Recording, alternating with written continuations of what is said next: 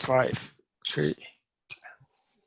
So hello everyone, my name is Adriana Vallejo. I'm the leader for Hacking Health Monterrey chapter, and we are glad that you can join us for our September 2020 meetup. Today we are going to have a special event with the home healthcare technology event, and we are going to present our guest tonight. But before, we are going to talk a little bit about what is Hacking Health. And so let me share my screen. Okay, well, Hacking Health is a global movement founded in 2012 in Montreal, Canada. Our mission is to break down barrier to innovation in healthcare, foster inclusive innovation by connecting people to solve real world health problems. And for that, we engage all stakeholders inside and outside the healthcare sector, facilitating cross-disciplinary collaboration in order to generate creative and down-to-earth solutions that to help the health challenges that we face today. We are in 40 active chapters around in 30 countries with more than 180 leaders and more than 1,800 projects that we have helped to get. Our activities are meetups, workshops, hack nights that we do with different organizations too. Also, we do some challenges, hackathons, and health startup mentoring, sorry. What we have done, well, as you may know, we start Hacking Health Monterrey in 2016, and since then we have a group that is around 150 members. More than that, we have a mentors network since 2017. Actually, Vero is part of that mentors network. We're going to talk about that a little bit later. We have helped more than 40 startups that are right now working all around Mexico and in several other countries. We have been team members in all of these years. And well, these are some of the things that we have done. Some 6 hackathons, 2 awards, 34 meetups, 8 courses, 2 health demo days, 4 boot camps, 1 challenge, 22 conferences, and 10 special events. These are some of the events that we have been participating as our organizing consultants or speakers, mainly in Mexico. As I mentioned before, we have these mentors network since 2017, and this is our mentors for this year. Thanks to them, we can help a lot of startups through their mentorships in different events and well, the follow-up that we do through the whole year. Fernando and myself are the ones that are the Hacking Health Monterrey team for this year. And well, there have been also some collaborators like David, Cesar, Adriana, Ricardo, Pablo, Tere, Gabriel, and Alberto, who have helped us in the past years in different ways. And well, for now, we are going to start with our panel today. We want to start thanking our guests tonight that are joining us from Mexico and Austria. First of all, I'm going to start presenting them. Well, first, the agenda. We are going to start with a welcome and presentation, and then each of the topics that we're going to see today. The overview of healthcare, home healthcare in the last 20 years, the new phase of home healthcare technologies, future of healthcare at home, and then the Q&A will be hosted by Fernando, as well as the notices. And then if you want to stay, we're going to have a little time for networking and share some thoughts and ideas after our panel. Well, Veronica Morales, she's the healthcare entrepreneur with more than 10 years of experience. She has a master's in business administration at the CADE Business School at the Tecnológico de Monterrey. She's the founder and director of Vitality Home Healthcare, a comprehensive care company for home or hospital health based in Mérida and a branch in Campeche, here in Mexico. She's also president of the Entrepreneurship Club at the CADE Business School. Adrian de la Garza, he is a medical doctor and a master's in healthcare administration at Universidad de Monterrey. He is the co-founder and director of Doc2, a telehealth platform that connects patients with healthcare providers, delivering timely, convenient, and high-quality virtual care anytime, anywhere. He is also a part of the Antier network, the Antier New York cohort, a global early stage VC and startup generator building the next wave of tech startups. And also we have David Hofer. He's a business education at Vienna University of Economics and Business Administration with 17 years of experience in the field of assistive technology. He is the general manager of the NPO LifeTool GmbH and its subsidiary company LifeTool Solutions GmbH, having also a nonprofit consulting network with LifeTool centers among Austria, Serbia, and Czech Republic. He is part of the board member of the KII Comprehensive Network Information Technology to support the integration of people with disabilities. Based at the Johannes Kepler University, Linz.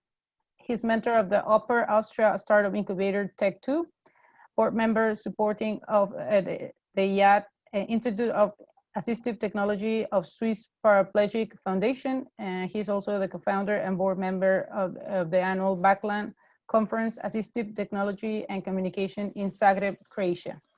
Welcome to all of you three. Thank you for being here. Well, I want to start with you talking about this first topic that we are going to have tonight, which is the overview of home healthcare in the last 20 years. We're talking about from 2000 to 2020, what have been happening in this field, what from your experiences, what do you perceive in each of your countries too? Vero? Sorry. Hi, everyone. I want to share my screens for start the presentation. Thanks.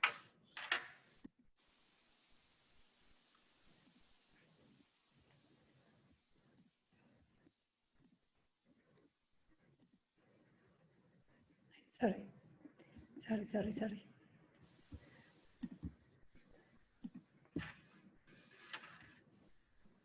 It's okay? Absolutely. Okay, perfect.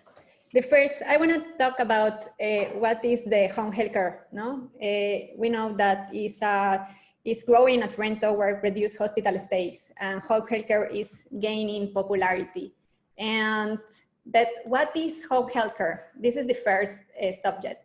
Home healthcare includes any professional support that allow a person to live safely in their home. This is the most important thing. In the past, the caregivers were usually family members or friends, and today the caregivers are professionals from healthcare, like nurses, aides, therapists, doctors, and other professionals from health. But what kind of help we can give to the elderly people, for example, is engaging a net assistant to live independently, managing chronic health issues, recovering from an illness, injury, or hospital stay, and or has a special needs or a disability. One home care can be the key to achieving the highest quality of life possible. This is the overview about home health care now. I want to talk about Mexico. How is Mexico? Mexico is engaged, and we are a sick country too. For example, if the pyramid is changing, is now the other way around. In the past, if you see the pyramid in the future, will be more elderly people, because the major health illness in Mexico, we know that is hair conditional, diabetes, hypertension, dementia, and now the life expectancy at birth is 75 years, but in the future, this number will increase to 76 and more years old. No? But something important now that in the yesterday, we remember the old lady in the chair kneeling the clothes and waiting waiting the grandsons, and today they are different. The elderly people now in the home health care is different. They are influencers, they are more active, more independent, more technological, more participatory, more sociable, and with greater vitality. Something important to ask is, could you imagine how will be the elderly people in the future? If we think about the centennials and millennials talking about today in the future. This is the overview about home health care. And something, for example, I want to talk about the technology today in the home health care for elderly people today. This is examples. This platform, Element 3 Health, is a platform that connects elderly people in groups activities according to their patients. It's for people more active. And Helpful, for example, is a community network where the elderly people can share the patient or the skills, or if they wanna learn something, they connect people with the community. Now, in the technology for elderly people is think about how can I help to make more active and vitality to elderly people in home healthcare. That's great. That is great, definitely. So, Adriana, what do you see? What have you learned from the past 20 years? What have happened in your experience? Thank you, Adriana. I'm gonna share my screen. Yeah. Okay. Let me check. Do you guys see it? Just wait. Better you can stop sharing, please. Yeah. Sorry. Okay, thanks. In the red button where it says go out of the meeting. Do you guys see my screen? Yes. Absolutely. Yeah. Okay. First of all, thank you so much for the invitation, Adriana, Fernando, and the whole Hacking Health IDS team. It's great to be sharing this meetup and panel with David and Vero, and to talk about the past 20 years in the healthcare field. We know the past 20 years have been game-changing for humanity, and not to be drastic or in any measure, but it's the truth. I mean, the first smartphone was launched in 2007. So probably right now we're talking about wearables, embeddables, technology that went beyond measure, or we couldn't imagine probably just 15 years ago. We saw in movies and series talking about future, right? So we know that healthcare healthcare has changed more. Technology has changed more in the past 13 years than in probably before that in the past 40 years, right? And we need to leverage that technology in the healthcare sector. We know that healthcare hasn't really changed that much over the past, if we look back, healthcare hasn't changed in the past 40 years. It's probably the same process of getting to know which doctor or informing yourself. Sí, no, yo por eso también en la parte de tratamiento puse que la meta era menor o igual a 7. Okay, which doctor we're gonna go see. Then the patient goes to the doctor physically. The doctor takes physical notes. The health record is stored physically. So there's this need to establish a physical and more closer empathical communication or relationship between doctors and patients. That's great. So just quick, home healthcare hasn't really changed in the past 20 years. Probably one of the biggest advancements we had is the change from analog sphygmomanometer to digital, and that was like a huge advancement.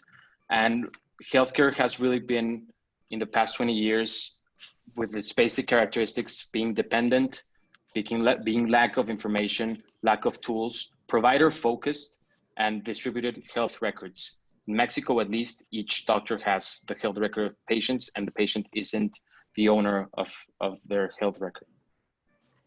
Thanks, Adrian. And David, from your point of view, what has been your experience in this subject?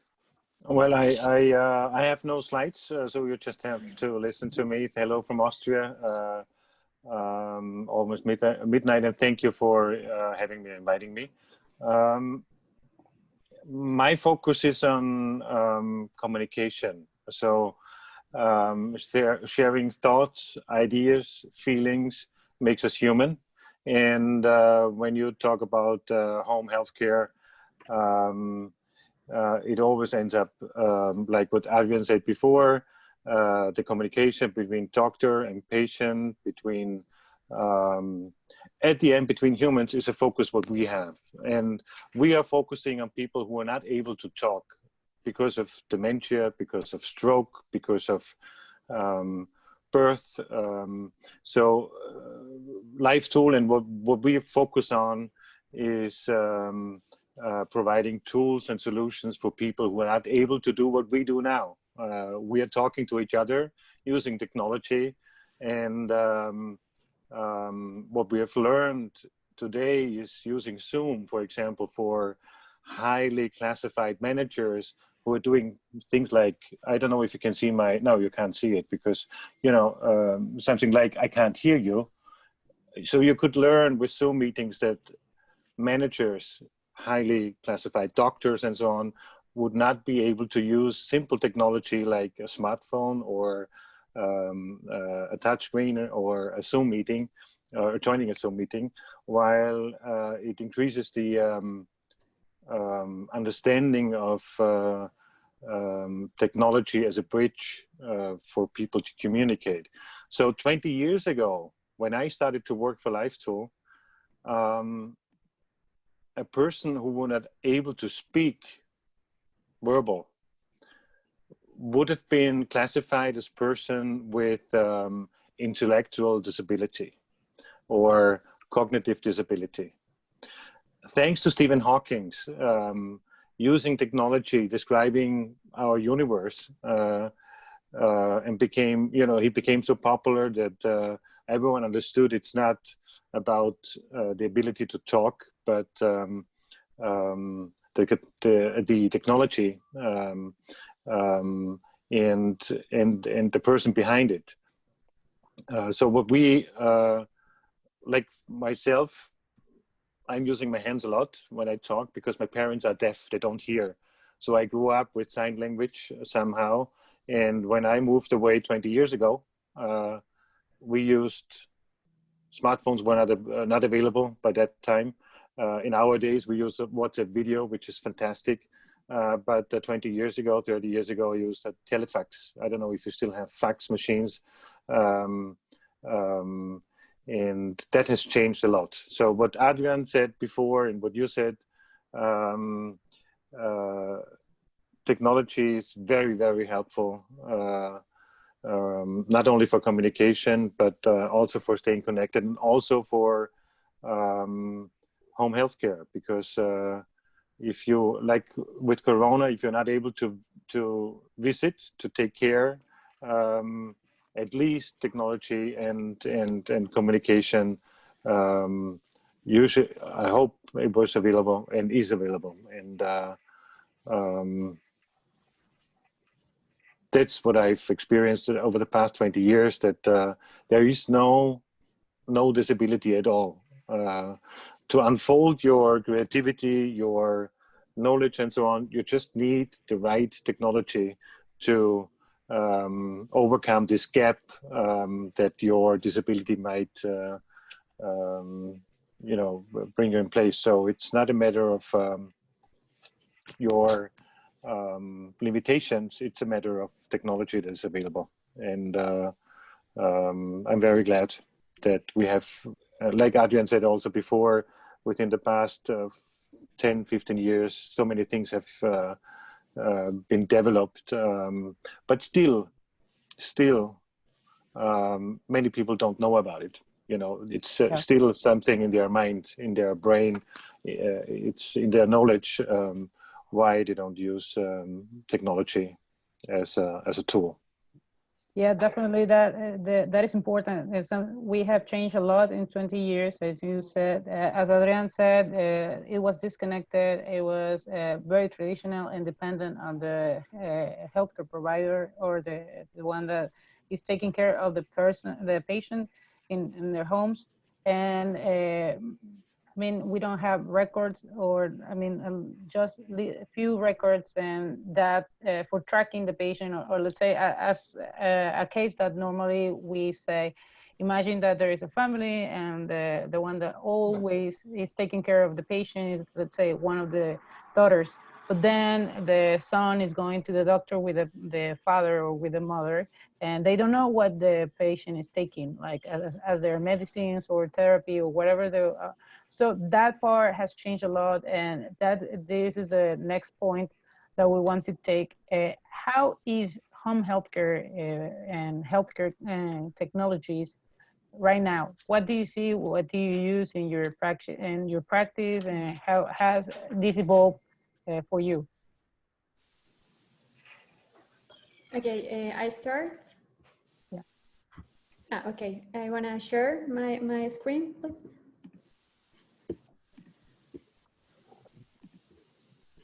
Thanks.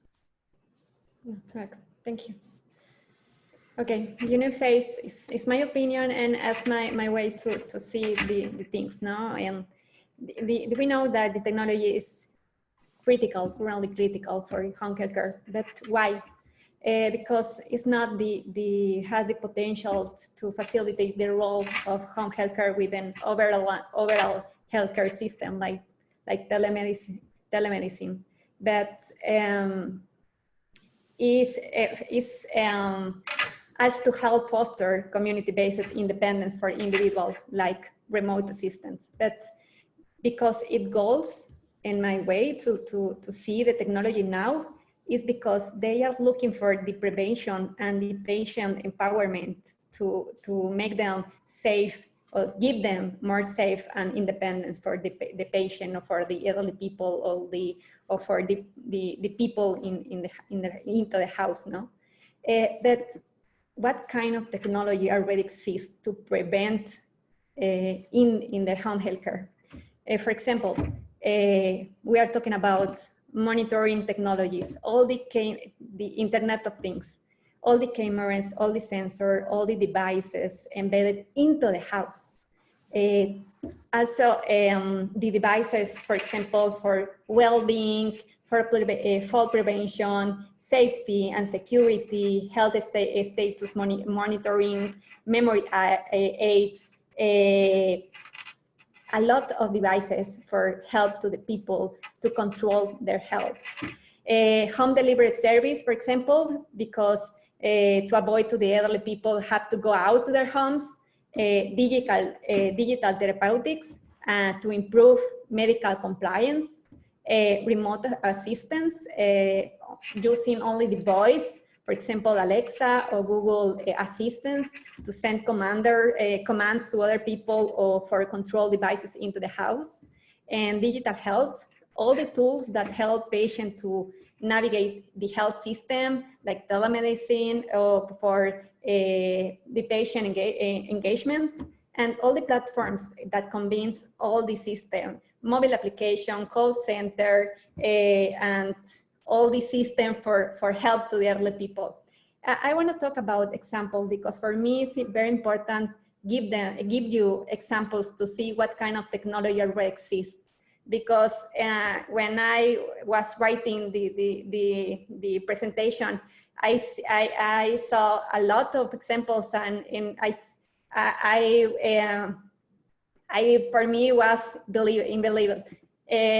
For example, the pill pack is the full service pharmacy from Amazon, or Addison Care is a virtual caregiver, like a virtual that gives all the information for the patient into the house. Wake Call is mobile devices that connect health and emergency response, emergency, ambulance, everything. Or for example, Ava is a device that uses Google Home or Amazon Echo or another smart speaker to engage patients and send information or commands to doctors or the other family members using like Alexa, no? Is for example, Pillow Health is a robotic companion and facial recognition technology to dispense medical to people at home.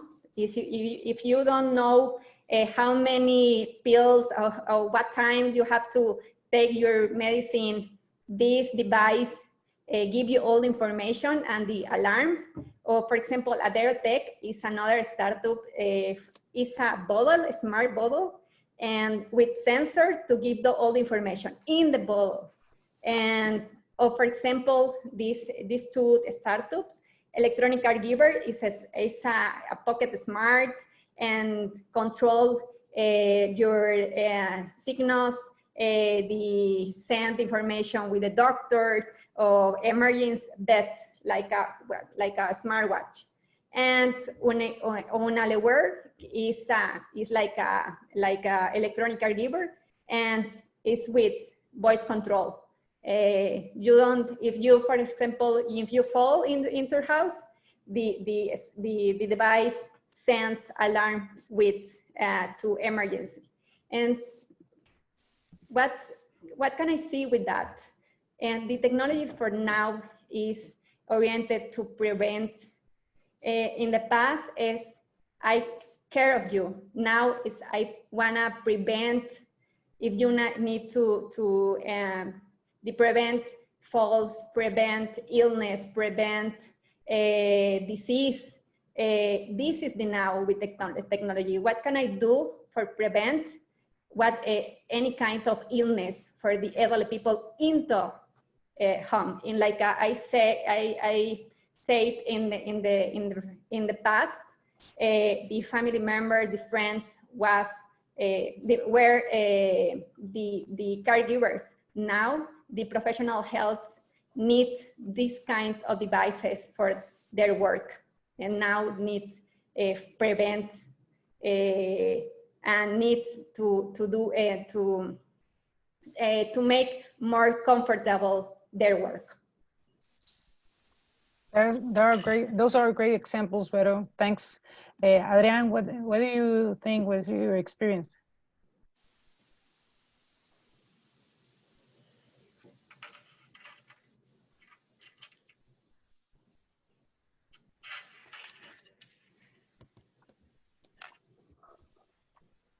Okay. So you're mute. Okay, ready. Sorry about that. I'm gonna share my screen. Yeah. So in the past, like we said before, well, Vero, David, and I mentioned that in the past, like technology has advanced a lot in the past 13 years, and we couldn't even imagine how we would be today when the first smartphone launched. How we would be 13 years later. It would be measuring our every move, our every step, our medication, our sleep, and suddenly healthcare, which is one of the most basic needs the human has, it's amazingly, it's one of the least digitalized industries in the world, right? And technology has changed everything in the world. It has changed the way we travel, the way we buy food, the way we transport or move, the way we acquire new products, new providers, etc. But healthcare is moving slower than we would like to, and not in the part of new technologies, but in the part of the adoption, right? And this is basic for healthcare providers and for people in the healthcare industry, for every stakeholder or provider, that we need to foster, as Vero said, we need to foster these technologies and push it towards our patients, because technology is allowing us from going from a corrective care going to a preventative care, right? And technology is also allowing patients to go from being patients to become healthcare consumers. And that's the goal. That's how we can move to a preventative health. We become an active and daily healthcare consumer. So right now, technology has moved at a tremendous pace, and obviously leveraging telehealth, and as David said, establishing a great communication, even though we're miles or countries apart, establishing a great communication with your provider. And there are tools that like this, Tito Care, it's a Israel-based company, and you can buy this whole package for home healthcare for about $200, $300 in Best Buy. So this is already out there. You can use it to physical explore your kids, yourself. It has a stethoscope, thermometer, otoscope, tongue depressor, and dermatoscope. There's also emerging software like Bina AI, who's making facial recognition, and it's identifying through this technology our heart rate variability, breathing frequency, blood oxygen, and blood pressure. And all this technology already exists. It's like David said, people doesn't really know about it. People don't know about it, so we need to push as people in the healthcare industry to enable our patients to use these tools. And we have the biggest companies like Apple or Amazon. We're moving into, I mean, the newest Apple Watch just came out, and incredibly, it measures your blood oxygen also. It has the ECG function, the heart rate function, and also they have a electronic health record. Also, with talking about Alexa, it helps us improve the patient's remote monitoring, and it's also a virtual healthcare assistant. So I think that technology now is really changing for us, but technology has been changing for the last 10 years. It's how we use it and how we promote its use with our patients that it really will be a benefit for every healthcare stakeholder. Perfect. Thank you, Adrian. And David, what is your experience? Great examples from both Vero and Adrian. I love all this new things, and nevertheless, what we are discussing here in Austria and in Europe are things like data protection. It's a big issue here. How can you make sure that all your vital parameters and all your communication and whatever it belongs to you, and it's not going to China, either China or America. So what we are discussing about is like having an Alexa offline in order to not letting the company know what my demands are or what I'm searching for, to have certain kind of privacy. So this is something I think it's I don't know if it's specific Europe that we are talking about that, or you do it as well. I would love to hear about that. But it's a thing we are talking a lot, and obviously, I mean, adopting technology to the people's need is something that the government of Upper Austria, of our state here, has put on the agenda for the next 10 years, which I really appreciate. And from my daily work, we are trying to allow people, or to keep people as long as possible in their own four walls or at home, using technology, but other things as well. And but when it comes to dementia, when it comes to home care, 24 hours care, I still see things like paper written documentation about pills, about vital parameters and so on. So the digitalization is not that far as technology would, and it's also, there are also many different islands and solutions. And there's of course a huge competition and organizations especially who are taking care of home care and things like that are slow and slower than technology. At the moment, we at LifeTool, one example, you know, we're taking care of dementia. Dementia has, you know, many phases and stages and so on.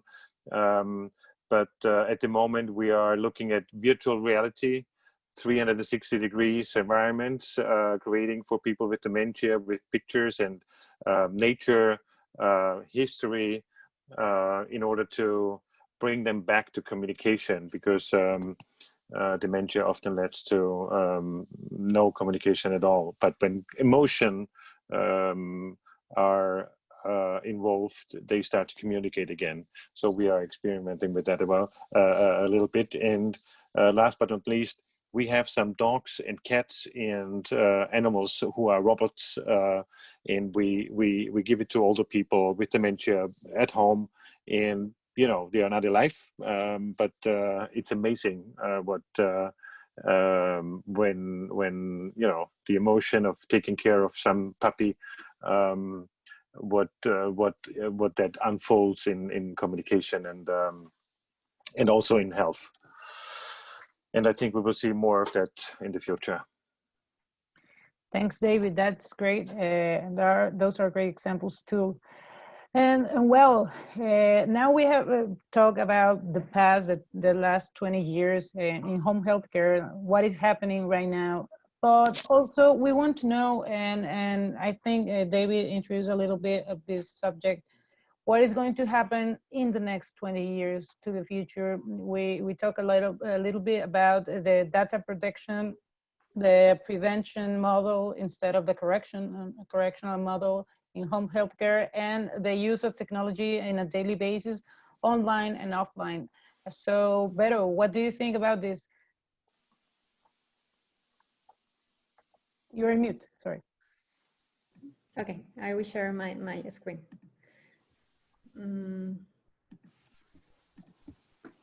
Okay. Okay.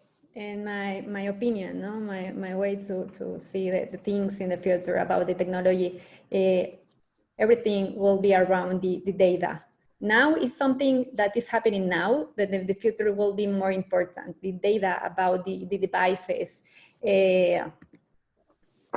We know that people with using all the devices, these kind of devices with all the integration around this, they will have the health data, nutrition, activities, and other information for people and to share with providers or loved ones. This is the subject, no? All the data will be for what will be, because they need to do treatment more personalized. The goals in the future will be that the technology, we want a technology more proactive, personalized, and preventive healthcare. This is the technology. This is the data will be for these kind of goals. But I want to talk about the barriers. The barriers. First, the privacy and the data security, because big issues where people personal health data is sharing, and the now and in the future, the people, the person, we don't know who is doing it, where data is going, whether it's benefit them, and in their outcome is real. And the second barrier, in my opinion, is the cost.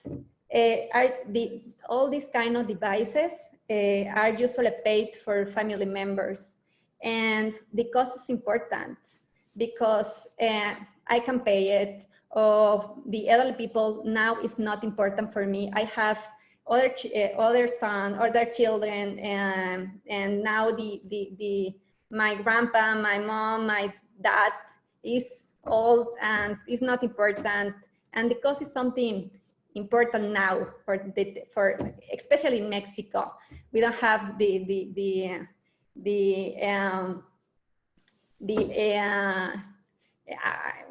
correct way to think about the technology and the costs.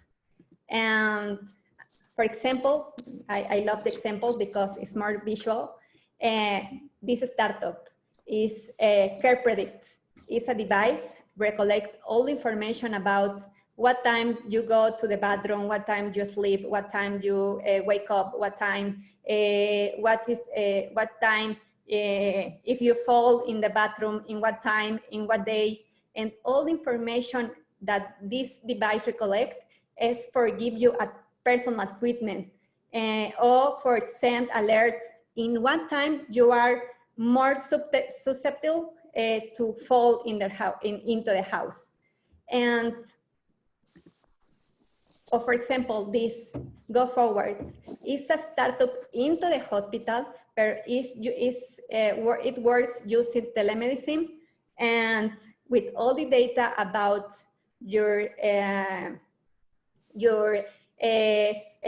signals, or for example, your age or your report, give you treatments for plan your future. And thus for me, the way to see the technologies will be around the data. It's not only prevent, it's what can I do for your data? What can I give you if I know all the information about you? It's not the devices. Every day will appear more devices or more sophisticated and with more technology.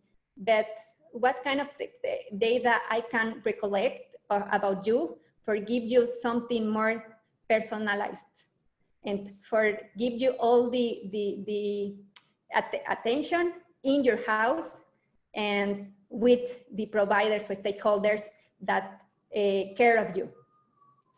It's my way. Thanks, Vero. That's great. So, Adrian, what do you think? About this subject? Thank you. I'm gonna share my screen. You see it? Yeah. Okay.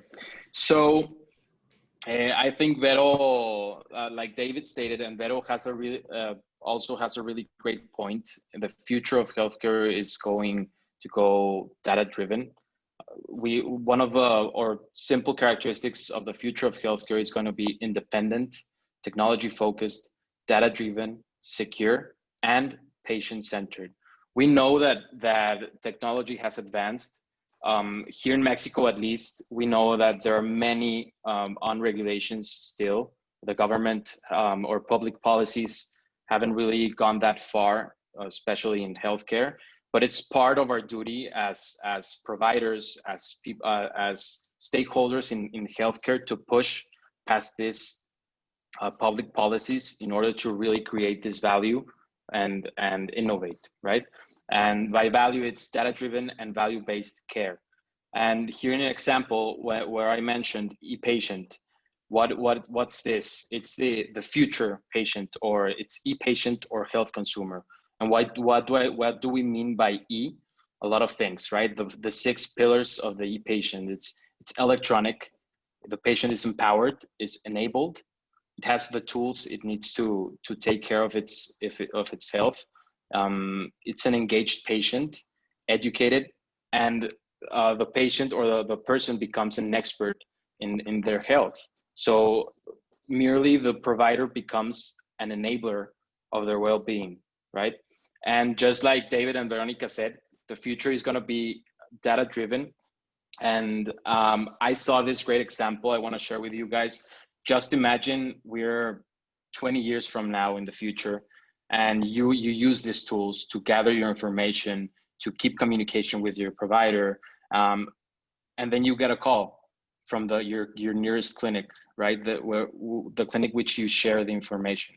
You get this call and they say, hey, mister, so according to our data, you're gonna be having a heart attack in the next 24 hours. Why do you come in the clinic and we'll fix that for you, right? So I saw this example and I got amazed, because that's the goal. The goal is to leverage and focus on this data to go to a preventative model and really create value. And I mean, the end goal, save lives, right? That is amazing. You imagine that we can prevent many deaths or complications in our health. That is impressive. David, what do you think about this? Well, it's well, in 20 years time, I'll be a customer. You know, I'll be a person maybe using some solutions that Adrian or Vero has developed or provided and spread all over the world, and even, you know, we in Austria will use it. We'll see. What I've learned through Corona and being separated from my parents who are deaf for 3 months, we couldn't meet. At the end, the communication between people and not between a machine or artificial intelligence, data-driven, technology-based tool, weird or so on, will be important. But I hope in 20 years' time we still communicate from people to people using technology. That's only a wish I have. And all the things that Adrian just mentioned about the E, I'm looking to America. I'm a little bit afraid of F, like fake or alternative data. There will be a business, you know, like the darknet, you know, providing healthcare parameters about yourself to your insurance, letting the insurance know you haven't smoked any cigarette, you haven't had any alcohol, you have done your exercises while you did all that. You know, there will be some shadow business maybe in the future, and nevertheless, I hope that communication between people face to face will be an issue in 20 years' time from now. Yeah, that part is really important. Even though that we have a lot of technology, we need to remember that we are human, and the attention in healthcare has to remain human. So, I mean, the human touch, the human communication, you know, everything that is really important. Even though we have a lot of technology, the technology is one way to help our life, and it will remain very important, but we don't have to forget that part. So for the next part, we're going to follow up with the Q&A, and this will be hosted by Fernando. Fernando, it's your turn.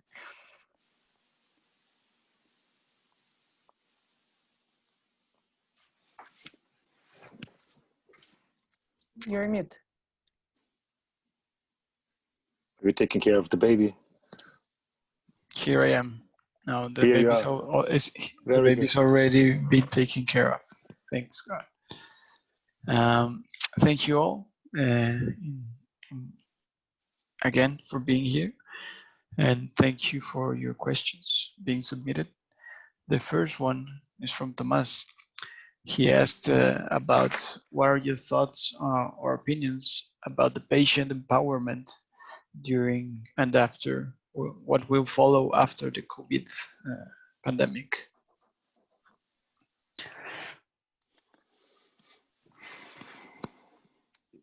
Is this a general question? That's the general question, okay. And it's for anybody, everybody, in any order. I think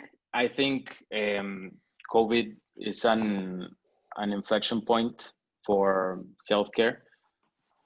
Definitely, we're not seeing the changes we see are merely short-term. They will be long-term though.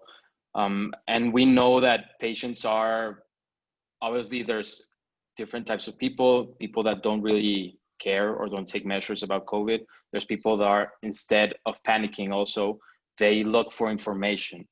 And an empowered patient, I think, in my perspective, and like as I showed the patient, it's a patient who's empowered, enabled, has the information they need, or the tools, and educated. And also, I think that with this, patients are gonna go, they want to have their own health records. So there are many companies here in Mexico, in Monterrey, that, like Omi, that they focused on electronic health records. And this is gonna be key to really empower a person in their own healthcare. Okay, I like it. An empowered patient. It's an informed patient. Okay, Vero, David, do you have any thoughts or ideas? No, I fully agree to Adrian's comment. Empowerment is always. Okay, I want to talk in Spanish because my ideas are better, especially in this subject. And sorry, David. No worries, no worries. But if answer you. Okay, ahorita en mi experiencia con los pacientes COVID, específicamente en casa, es la educación. La educación en conocer que te puede pasar a ti. O sea, ya estamos mucho más empoderados en nuestra salud. Me ha tocado pacientes en casa con COVID en donde, me tengo que empezar a cuidar porque el COVID me puede matar. Voy a dejar de tomar refrescos porque el COVID me puede hacer esto. El empoderamiento en el paciente está en ser mucho más consciente de su fragilidad. O sea, ya no es una influenza, es una enfermedad que te puede matar en muy poco tiempo por que ustedes saben que lo que te mata el COVID no es el COVID, son las enfermedades que conllevan, o sea, que tú ya traes y que incrementan con el COVID. Y también, más que el paciente, los familiares.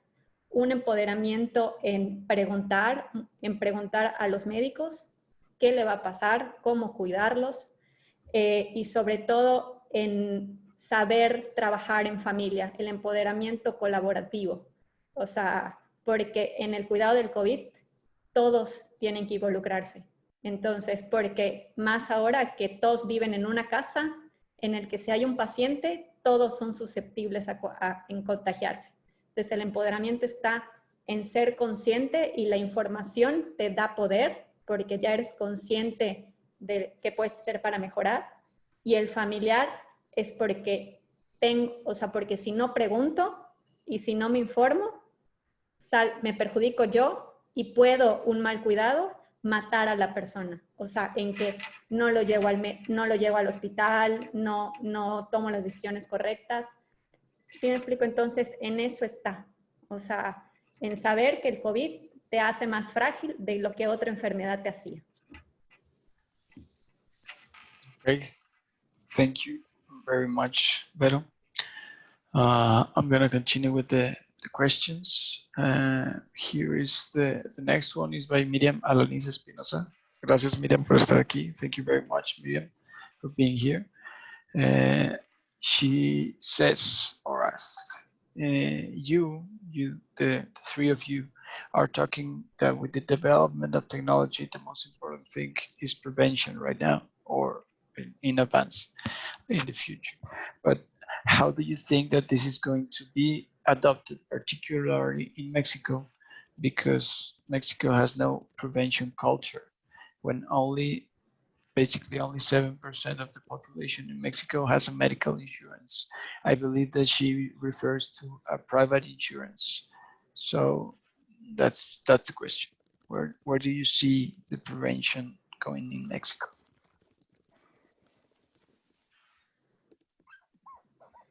Okay, igual, sorry. No Miriam, worries, no worries. Sorry, David. Because my ideas are better in Spanish. Okay. No tenemos cultura de prevención en México. sobre todo en el tema de las aseguradoras. Yo creo que ahorita en el COVID se incrementó, pero lo que sí ha aumentado, Miriam, que trabajo con mucha gente en casa, o sea, hablando desde el punto de vista en casa, la prevención del cuidado. O sea, el cuidar la salud, hacer más ejercicio, comer mejor. Entonces, porque no necesariamente en comprar un seguro, muy pocos. Yo, o sea, repito, creo que el COVID aumentó la conciencia de tener un seguro. Entonces ya todos quieren tener un seguro, pero el tema de la prevención ya es que me toca cada vez más gente en que tienen, por ejemplo, su baumanómetro digital. Ya tienen, se toman todos los días la temperatura o tienen diabetes y todos los días se toman su glucosa. La prevención de pequeños cambios culturales, de cuidar un poquito más nuestra salud. Y a lo que veía la primera pregunta, la prevención se va a hacer más fuerte con los millennials y centennials en el futuro, porque ellos ya traen otro chip en el que los dispositivos tecnológicos que tienen ya traen este tipo de monitoreo de prevención, el smartwatch. Entonces, va cada día la prevención, ya no va a ser algo consciente, o sea, ya algo consciente, sino ya va a ser inconsciente. Ya no, o sea, como el registrar a qué hora duermes. Ya lo haces más como por hábito y es aunado al tema de la prevención. Si nos vemos desde el punto de vista de seguro médico, estamos bastante terribles en México, pero hay otros hábitos de prevención que cada día estamos tomando y sobre todo las nuevas generaciones que son más conscientes, estrés, salud, cuidado, enfermedad, porque ya hay más conciencia de que nadie quiere llegar a ser un adulto mayor enfermo. Okay. Adrian, David, any ideas? I agree with Veronica, and as she said, me personally, I don't think there's a specific correlation between preventative culture and the power to acquire or the economical capacities to acquire private health insurance.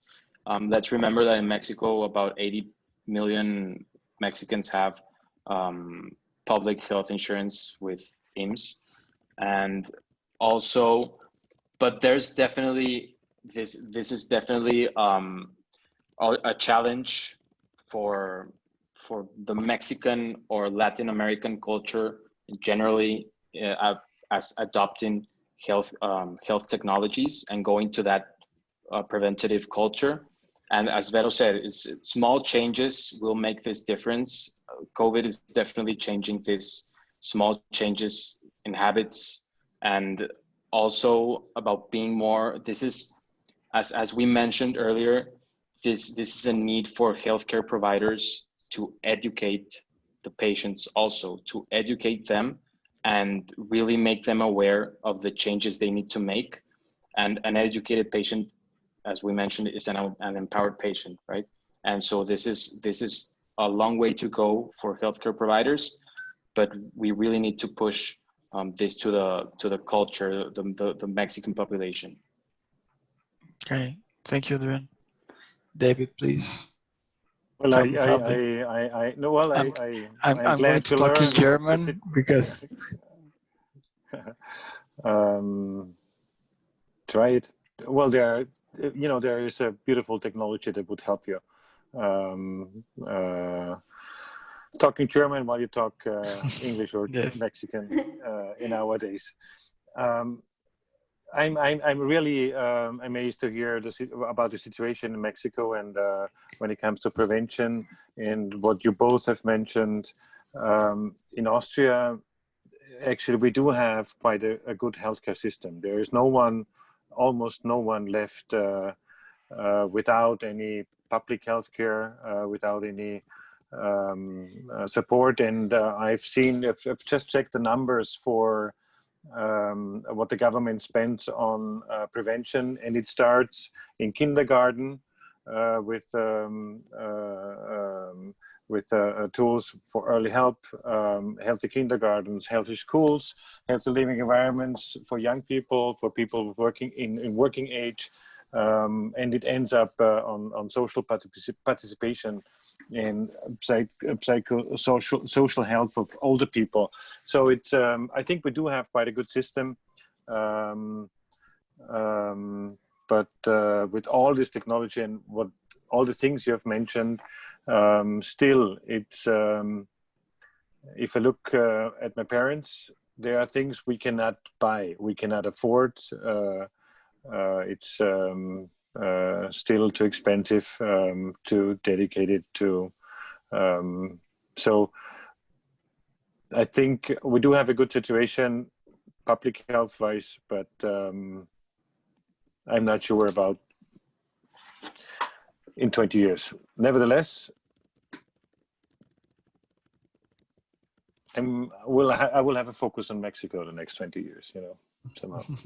Please, you need some Actually, yeah, at least. Thank you. And some Corona. And some Corona. Thank you on your responses.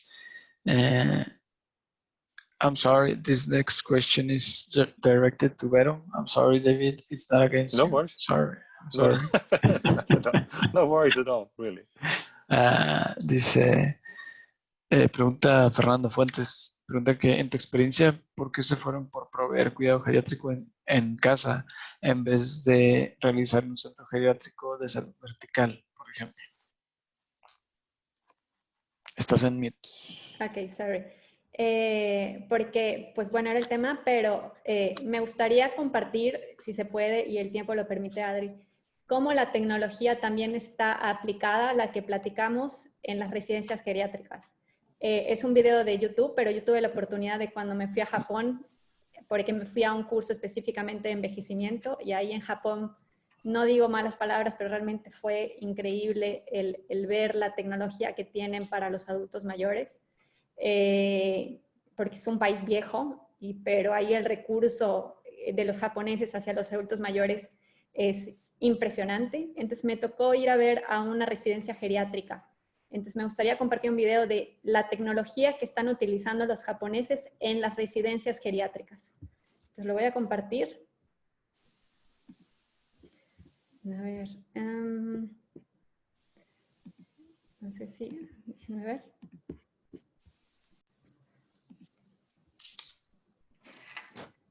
A ver si se puede.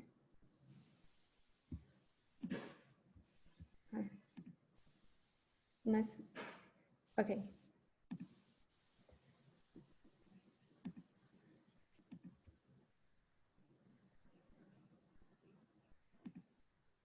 Me encanta que hacen robots, pero los hacen bien amigables.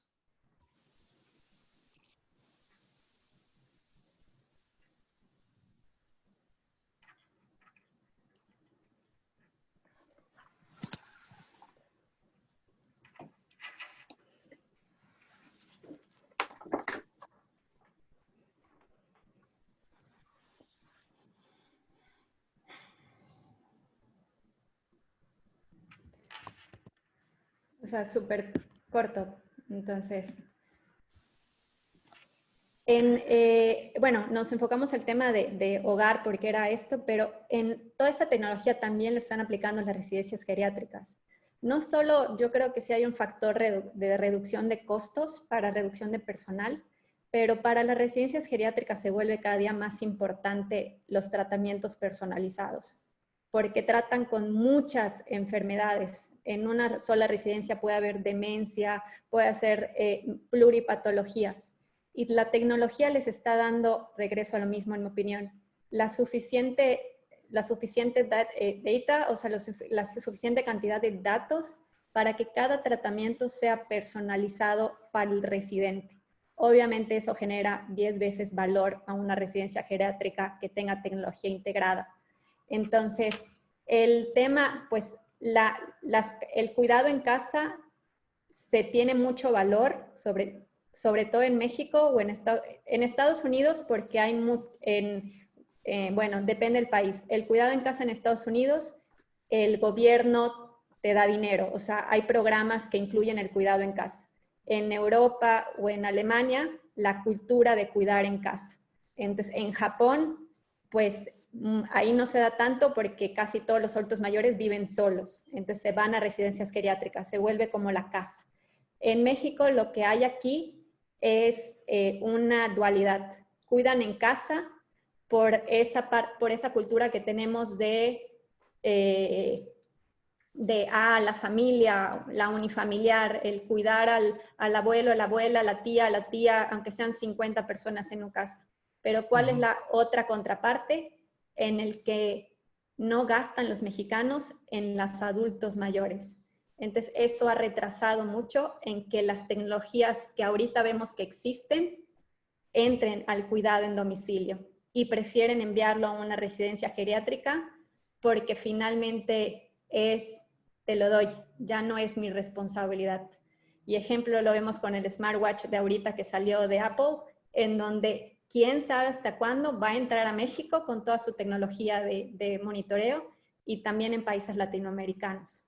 Cada día hay más cuidado, hay más cultura de cuidado en casa por el tema de como de la unión familiar, cuida al abuelito.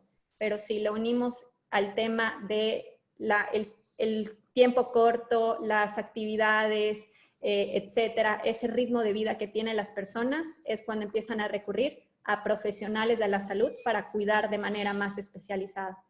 Entonces quería compartir lo del cuidado geriátrico porque también toda esta tecnología está pensada en residencias geriátricas, como es la asistencia virtual, todo por la prevención, la personalización que se debe de tener a una persona, a un cuidado de una persona. Okay, perfecto. Muchas gracias, Vero. Thank you very much. And we'll go with the last question. This question is from Daniel Fernandez, and it's like this. Big amounts of patients data acquisition will allow an increase in technology development or research, or they will be concerned about emerging technologies such as AI and its impact on their decisions. What about life insurance companies and employment opportunities?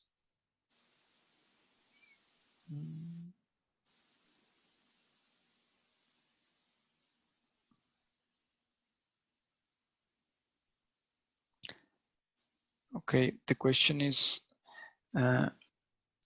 with the big amount of data, will the technology development will increase or the AI development will increase? What should be more determinant for the health of the patients? That's a question.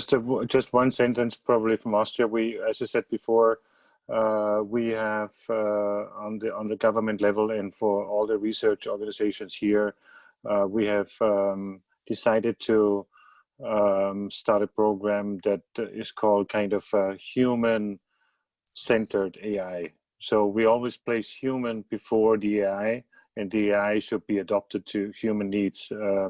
This is the approach. I don't know what the outcome will be the next 10 years, but we have decided that on government level. And one other example, the unemployment agency here has developed an AI-based tool in order to classify unemployed people for certain levels of support, and they totally forgot about disabled people. So the whole algorithm and the whole thing was stopped and has to be developed again, considering certain kind of disabilities. And this is just one example how you could and how you should adopt AI to, humans. Made by humans to humans. Okay, well, that was the last question. If if you have no other questions right now, we would continue to the last part of the meetup. That is only you listening to me, because I'm going to give you some notices or avisos.